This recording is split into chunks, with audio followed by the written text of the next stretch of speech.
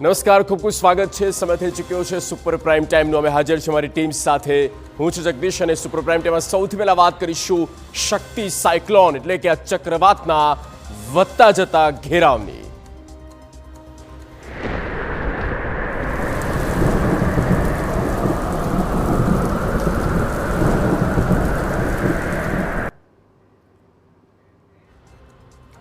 શક્તિ વાવાઝોડું આ હવે આગળ વધી રહ્યું છે. હાલ તો ઓમાન તરફ તે દેખાઈ રહ્યું છે, પણ ગમે તે સમય પર તે ગુજરાત તરફ પણ ફંટાઈ શકે તેવા એંધાણ છે અને એ પ્રકારનું અનુમાન છે. ત્યારે આપણે આ બિગ વોલ પર અમે આપણે કેટલીક વિગતો બતાવવા જઈ રહ્યા છે.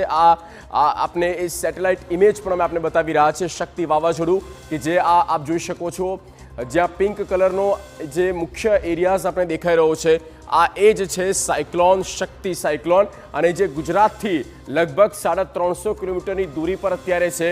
એટલે કે આ જે ડિસ્ટન્સ છે તે 350 કિલોમીટર જેટલો છે અને આ તરફ ઓમાન એટલે ઓમાનની બિલકુલ નજીક જતું હોય તેવું અત્યારે આ પ્રિડિક્શન આવ્યું છે. અને એક શક્યતા એવી પણ છે કે આ સાયક્લોન જે છે જેમ જેમ સમય જશે તેમ તેમ તેની તીવ્રતામાં ઓર વધારો થશે અને ભેજવાળું વાતાવરણ બને છે તો એ ધીરે થઈને પૂર્વ બાજુ પણ ફંટાઈ શકે છે. અત્યારે પશ્ચિમ તરફ જઈ રહ્યું છે અને જો પૂર્વ તરફ ફંટાય તો એ ગુજરાત અને ગુજરાતના સૌરાષ્ટ્રનો જે કિનારો છે એટલે કે દક્ષિણ સૌરાષ્ટ્ર અને સાથે કચ્છ એ બાજુ પણ તે આવી શકે છે અને તેની અસર ત્યાં વર્તાઈ શકે છે. આવતીકાલની આગાહી છે કે આ બાજુ ફંટાઈ શકે છે અને તેના કારણે આવનારા 3 દિવસ એટલે કે 6 તારીખ 5, 6, 7 આમ 3 દિવસ માટે જે ભારે વરસાદની આગાહી આપવામાં આવી છે. તો આ શક્તિ વાવાઝોડું અને સવાલ એ છે કે શું ગુજરાત તરફ ફંટાશે ખરી?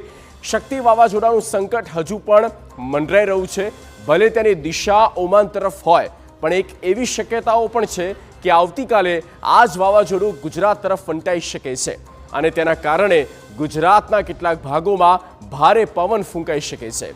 તારીખ 7, 8, 9 આમ 3 દિવસ ભારે વરસાદ થશે.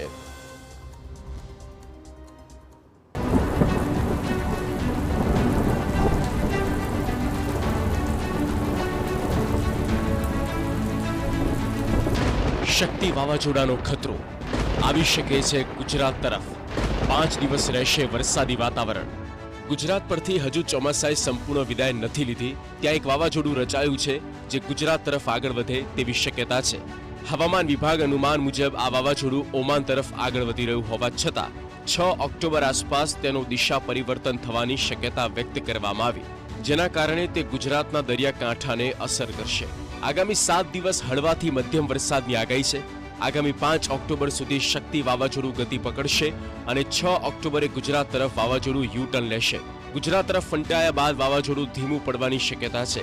8 ઓક્ટોબરે દ્વારકા, જામનગર, પોરબંદર, સુરત, નવસારી, વલસાડમાં મધ્યમથી ભારે વરસાદની શક્યતા છે. શક્તિ વાવાઝોડાની ગુજરાત પર અસર નહીવત છે. માછીમારોને આગામી 5 દિવસ દરિયો ન ખેડવાની સૂચના આપવામાં આવી. અમદાવાદમાં પણ છૂટો છવાયો વરસાદ થઈ શકે છે.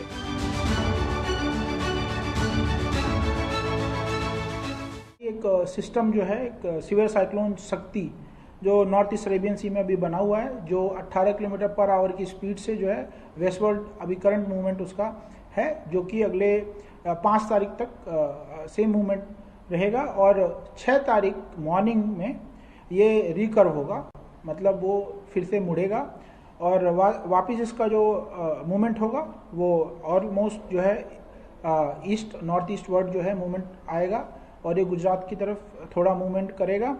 लेकिन इससे पैनिक होने की आवश्यकता नहीं है, क्योंकि इसका जो है इम्पैक्ट गुजरात के ऊपर बहुत कम देखने को मिलेगा. શક્તિ વાવાઝોડાની અસર ગુજરાત પર થશે અને તેના કારણે ગુજરાતના કેટલાક ભાગોમાં ભારે વરસાદ થઈ શકે.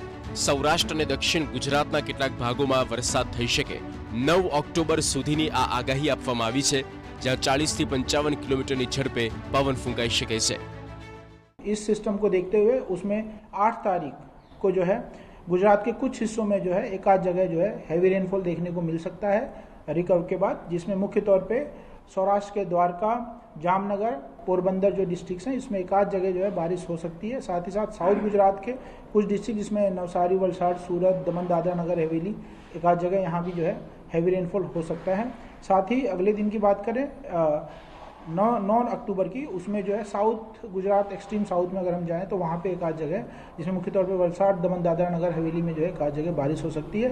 ओवरऑल अगर हम देखें तो इस साइक्लोन का 6 तारीख के बाद जब ये रिकवर होगा, इसका जो है गुजरात पे बहुत कम इम्पैक्ट देखने को मिलेगा।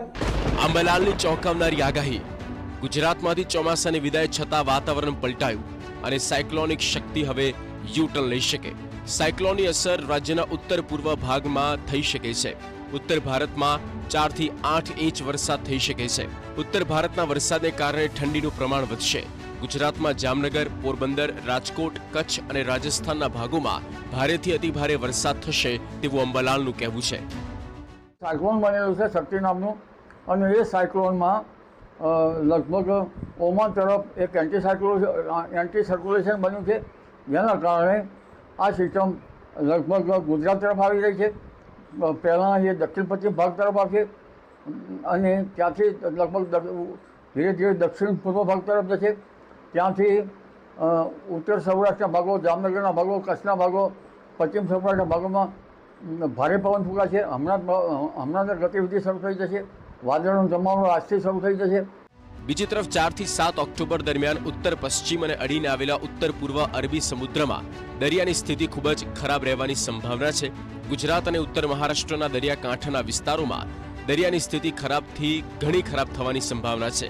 માછીમારોને અરબી સમુદ્રના આ અસરગ્રસ્ત વિસ્તારોમાં 7 ઓક્ટોબર સુધી દરિયો ન ખેડવાની ચેતવણી આપવામાં આવી.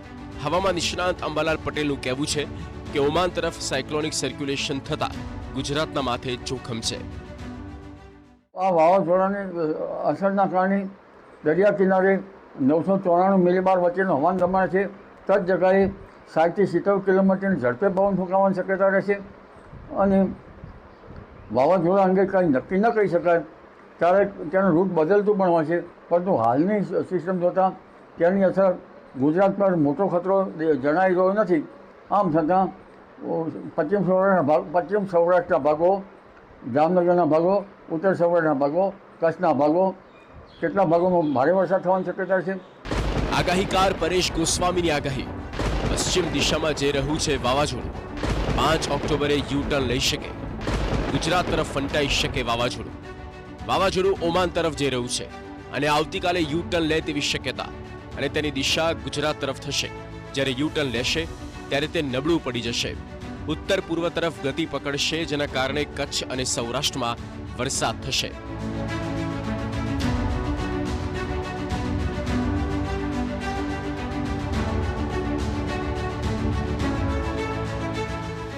આ વાવાઝોડું છે એ હજુ પણ મજબૂત બનવાનું છે.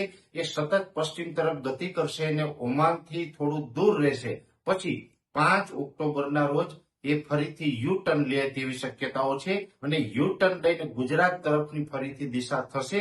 ગુજરાત તરફની દિશા થશે, પણ જ્યારે પણ એ સાયક્લોન છે એ યુ-ટર્ન લેશે ત્યારે એ નબળું પડી જશે. એટલે ઓમાન પાસે નબળું પડી અને પછી પાછું ફરીથી પૂર્વ દિશામાં ગતિ કરશે અને ઉત્તર પૂર્વ દિશામાં ગતિ કરી અને ગુજરાત તરફ આગળ વધશે. સૌરાષ્ટ્ર પર સાયક્લોનિક સર્ક્યુલેશન બનીને તેની અસર જોવા મળશે. આમ તારીખ 7, 8, 9 ઓક્ટોબરના રોજ વરસાદ થશે. 7 અને 8 ઓક્ટોબરે વરસાદની તીવ્રતા વધુ જોવા મળશે, જેમાં 2 ઇંચ સુધી વરસાદ પડી શકે છે.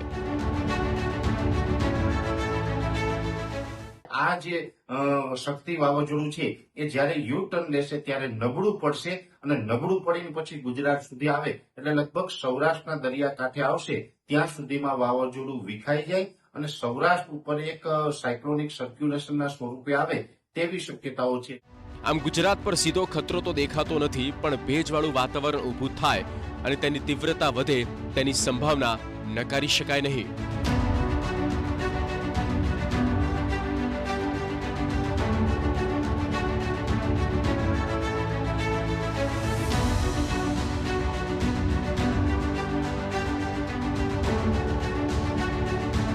Bureau report, TV9.